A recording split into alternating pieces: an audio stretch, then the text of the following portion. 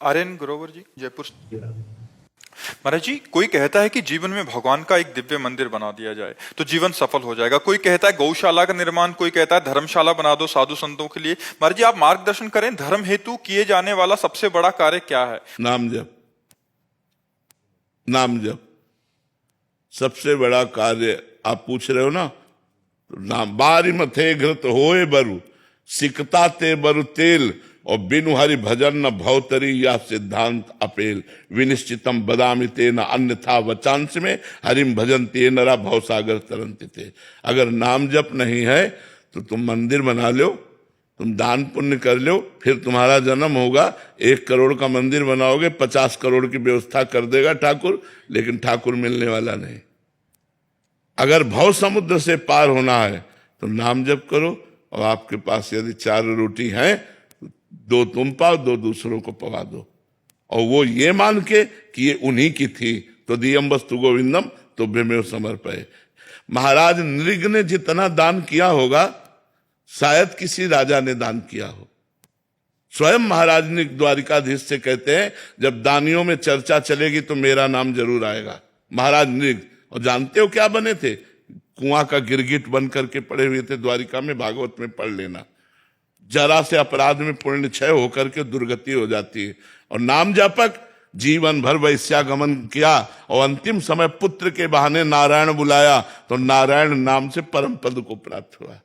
तो हमारी बात, जहां तुम प्रश्न कर रहे हो, यहाँ शुद्ध शास्त्र अध्यात्म इष्टापूर्त कहते हैं इसे, जिसे आपने कहा। इसे हमारे शास्त्रों में कुआं खोदना, बावली बनवाना, प्याऊ लगवाना, सरोवर बनवाना, औषधालय बनवाना, गौशाला, विविध ये इष्टापूर्ति के अंतर्गत आते हैं। ये सब करो, लेकिन साथ में नाम जप। अगर नाम जप नहीं तो ये पुण्य कार्य है, इनके बल से आप स्वर्ग आदि लोक जा सकते हैं, वहां के सुख भोग कर पुनः पुण्य छीने मृत्यु लोके विशंति। भगवान की प्राप्ति भगवान के स्मरण से होती है। तो मंदिर बनवाना पुण्य का कार्य है, भगवत कार्य है, लेकिन बिना भजन के भगवान की प्राप्ति नहीं होगी। आप फिर आओगे, बहुत बढ़िया महल तुम्हें मिलेगा और 50 करोड़ रुपया मिलेंगे, क्योंकि आपने मंदिर बनवाया, लेकिन भगवान नहीं मिलेंगे। मिले ही न रघुपति बिनु अनुरागा, किए कोटि जप जोग विरागा। बिना भगवान प्रेम के नहीं मिलते। हरि व्यापक सर्वत्र समाना, प्रेम ते प्रगट होए मैं जाना। ये पक्की बात समझ। और प्रेम प्रकट होता है भजन से, और प्रेम से भगवान प्रकट होते हैं। भगवान की प्राप्ति ही जीवन का परम लक्ष्य है। इसलिए जो करो, तुम्हारे पास भगवान ने रुपया दिया है, मंदिर बनवाओ, औषधालय बनवाओ, गौशाला खोलो, नाम जप करते हुए, भगवान का चिंतन करते हुए, और ये मानकर कि भगवान की दी हुई वस्तु भगवान को दे रहे हैं, मेरा उसमें कोई हक नहीं, ये तो भगवान की वस्तु। तो इससे भगवत प्राप्ति हो जाए। केवल पुण्य करेंगे तो क्या होगा? स्वर्ग आदि लोकों को जाओगे। पुण्य छिड़े मृत्यु लोके विसंति, पुनः मृत्यु लोक में जन्म होगा। तो ये तो कोई ज्यादा खास बात तो यही तो, इसीलिए इसका कोई महत्व नहीं है। एक नया स्वप्न जैसा देख लो, 1000-2000 वर्ष का, और बस फिर आकर के मृत्यु लोक में क्या बनना पड़ेगा। महाराज नहुष देव राजेंद्र की पदवी पर बैठे और पुण्य क्षीण हो गए, सची माता के प्रति गलत भाव कर लिया, तो अजगर की योनि में आके जन्मे थे। महाभारत में पढ़ के देख लो। सीधे इंद्र पद से ट्रांसफर हुआ अजगर योनि में। एक राजस्वी यज्ञ में एक चीटा एक छोटा सा दाना चावल का लेके बड़ी मेहनत से जा रहा था। 3 टांगे थी, एक टांग टूट चुकी थी। तो अर्जुन जी की दृष्टि पड़ी, प्रभु से कहा, प्रभु राजस्वी यज्ञ में सब चकाचक हो रहा है, एक चीटा बेचारा कितना कष्ट पा रहा है। तो बोले, पता है 14 बार इंद्र बन चुका है। वो चीटा 14 बार इंद्र बन चुका है। कोई भरोसा नहीं है पुण्यों का, कहां से कहां ट्रांसफर हो जाए। और नाम जब करोगे, भरोसे की बात कहते हैं कि अगर अगला जन्म होगा भी तो श्रीवान कुलवानों के यहां होगा, मनुष्य रूप में होगा, और भजन करके निश्चित भगवान को प्राप्त होगे। अगर बहुत ही दुर्गति हो गई तो उस जीव को भी ऐसी जगह रखा जाएगा जहां भागवतिक होगा, भगवत कथा और एक कीर्तन वाला दरवाजे का कुत्ता बना बैठा, और भगवान का भोग प्रसाद पा रहा है, कथा सुन रहा, कीर्तन सुन रहा, उद्धार हो गया।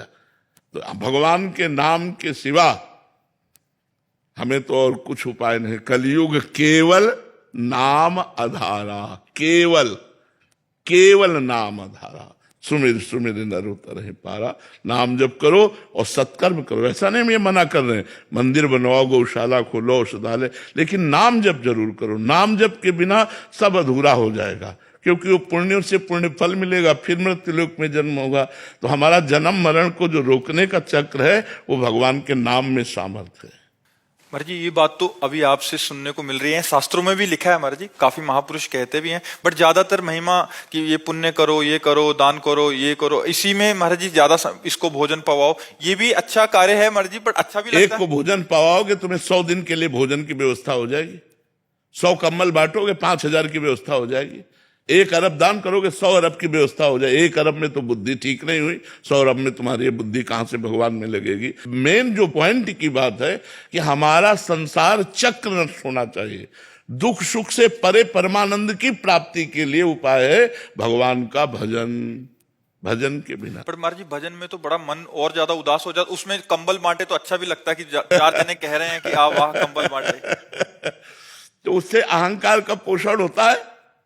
वो डींगे हाँक हाँक करके अपने पुण्यों का नाश कर देते हैं, अहंकार की पुष्टता। अब भजन में तो टूटना है अंदर से, जलना है अंदर से। देखो भजन करके अभी जलाना शुरू कर देगा भजन, तो इसीलिए भजन सबसे होता नहीं, तो इसीलिए आवागमन नहीं रुकता। जब संत समागम होता है तो क्यों कहा गया कि सत्संगत संस्कृति कर अंता, बड़े भाग पाइब सत्संगा, तो बिना ही प्रयास होय भवभंगा। क्यों? क्योंकि सहज में वो बात हमें पकड़ में मिल जाती है जो हम शास्त्रों का स्वाध्याय वर्षों करें और नहीं पकड़ में आएगी, वो 1 मिनट में संत संग में पकड़ में आ जाएगी। तो संत संग जैसे मिला, आप सुने, अब आप शुरू कर दे नाम जप करना और मंदिर बनवाए, गौशाला कर, तो आपका परम मंगल हो जाएगा, क्योंकि नाम चल रहा है इसलिए आपका परम मंगल।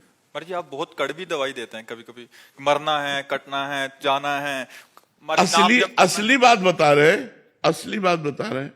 बट महाराज जी वो अच्छा लगता है कि कंबल बांट दो इतने में चल जाएगा, इतने में या किसी को भोजन पवा दो, प्याऊ खोल लो, अच्छा लगता है महाराज जी। मतलब अलग अलग क्लास होते हैं।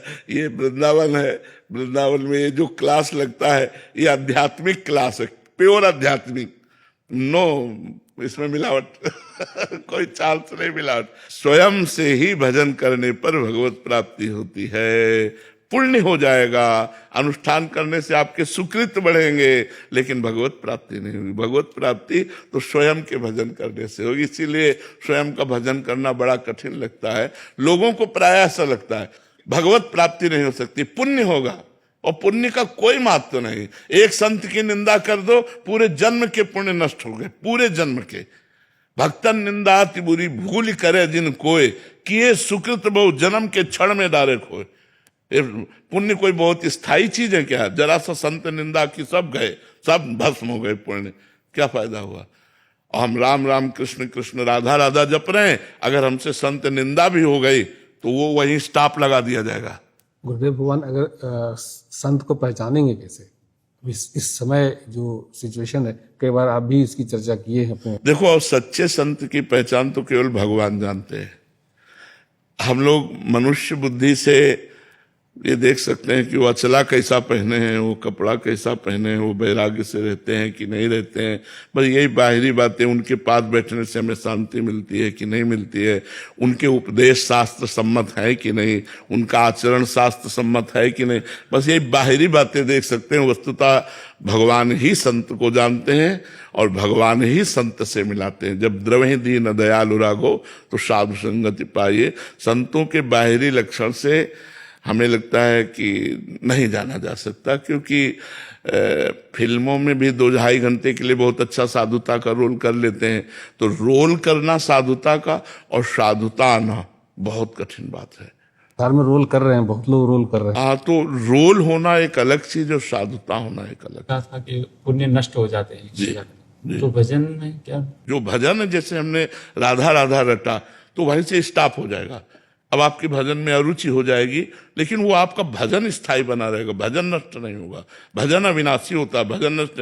अब आपकी मतलब अंदर की स्थिति बिगड़ जाएगी, अब आपको भजन में रुचि नहीं होगी, प्रमाद स्थिति आ जाएगी, हृदय जलेगा। भजन शुरू करोगे, हृदय जलेगा, अशांत होगा, अंदर ही अंदर आप, तो अपराध बन गया है। अब जब तक वो अपराध मोचन नहीं होगा तब तक नाम चलेगा नहीं, लेकिन नाम नष्ट नहीं होगा। जितना भजन हो गया वो आपका सुरक्षित रहेगा। वो यही तो इसमें खास बात है। आप मर भी जाओ तो अगर 99 बार नाम जप किया है तो बिल्कुल 99 ही मिलेगा, 98 नहीं आएगा।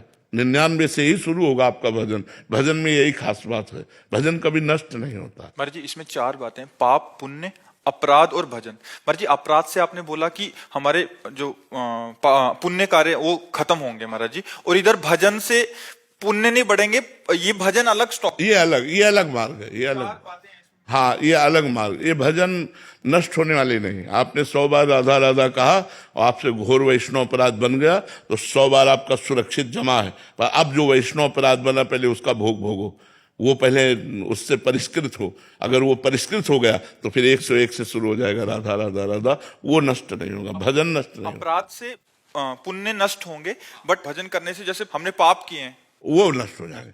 हाँ पाप नष्ट हो जाएंगे, पुण्य का प्रभाव नष्ट हो जाएगा। पुण्य और पाप दोनों का प्रभाव नष्ट होने से भगवत प्राप्त हो जाएगा। और पुण्य करने से पाप नष्ट नहीं होंगे। नहीं, पुण्य एक अलग मार्ग है, पाप एक अलग मार्ग है। हाँ पुण्य एक अलग मार्ग है, पाप एक अलग मार्ग है। लेकिन भजन करने से पाप अपने आप नष्ट हो जाएगा और पुण्य का समन हो जाएगा। पुण्य का समन हो जाएगा और वो भगवत प्राप्त हो जाएगा। भजन एक अलौकिक चीज है, भजन के बिना तो जीवन ही व्यर्थ है। इसीलिए सबसे प्रार्थना करते हैं कि चाहे 24 घंटा में 24 मिनट ही सही राधा राधा दीजिए, समय दीजिए, भजन में समय दीजिए। और इसीलिए मतलब लोगों का परिवर्तन भी हो रहा है। जो लोगों का परिवर्तन हो रहा है वो इसी नाम के प्रभाव से हो रहा है। अगर पुण्य की बात की जाए तो पुण्य का कोई खास महत्व नहीं। बड़े बड़े पुण्यात्माओं की दुर्गति होते देखा गया और बड़े बड़े दुर्गति को प्राप्त जनों को नाम के द्वारा सदगति होते देखा गया।